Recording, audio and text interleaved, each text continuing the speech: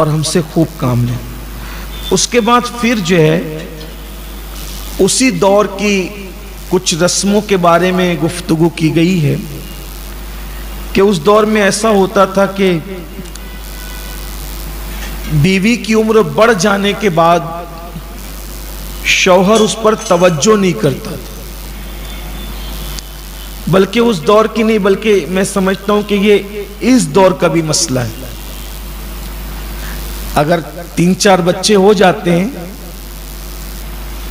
تو شوہر کی توجہ بیوی کی طرف سے کم ہو جاتی ہے۔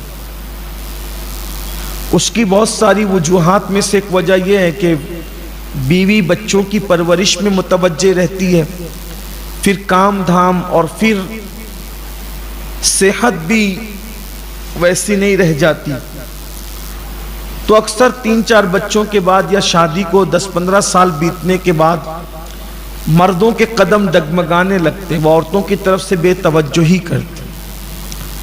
ایسا اس لیے ہوتا ہے کہ وہ بیوی کو صرف نفسانیت کی تسکین کا ذریعہ سمجھتے ہیں، اس لیے ایسا ہوتا ہے۔ اگر وہ بیوی کو شریک حیات سمجھیں تو ایسا نہ ہو۔ شوہروں کو صرف اتنا سوچنا چاہیے کہ 10-15 سال کے بعد جو ان کے قدم ڈگمگا رہے ہیں، نظریں ڈگمگا رہے، سوچ و فکر ڈگمگا رہے ہیں، کہ معاذ اللہ اگر اس کا برعکس ہوتا تو وہ کیا کرتے۔ اللہ کسی کو وہ بدترین دن نہ دکھائے، لیکن جو شوہر ڈگمگا رہا ہے کہ اللہ نہ کرے بیوی ڈگمگائے تو کیا کرے۔ اور ماحول تو گندا کیا ہے، تو اب یہ بھی سننے میں آ رہا ہے دائیں بائیں سے کہ اب عورتوں کے قدم بھی اللہ ماشاءاللہ ڈگمگانے۔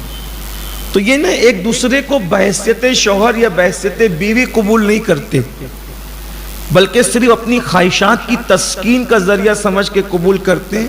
تو جہاں خواہشات کی تسکین کم ہونے لگتی ہے تو پھر قدم ڈگمگانے لگتے ہیں۔ اگر بحیثیت شوہر یا بحیثیت بیوی قبول کیا جائے تو پھر میں سمجھتا ہوں کہ مرنے کے بعد بھی محبتیں قائم رہتی، اس لیے کہ آپ نے جس کو بحیثیت اپنا جس کو بنایا ہے تو بعد موت بھی پھر اپنائیت ختم نہیں ہوتی، وہ یادیں باقی رہتی۔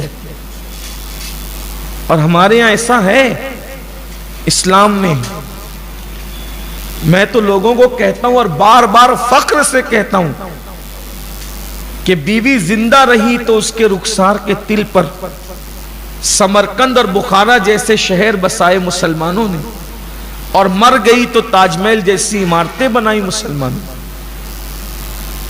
یعنی یہ بے مثال تاریخ ہے آپ کی اور ہماری۔ تو اس دور کا بھی یہ معاملہ تھا۔ عورتیں اگر سن رہے تو ان کی توجہ چاہتا ہوں کہ شوہر بے توجہی کرنے لگتے،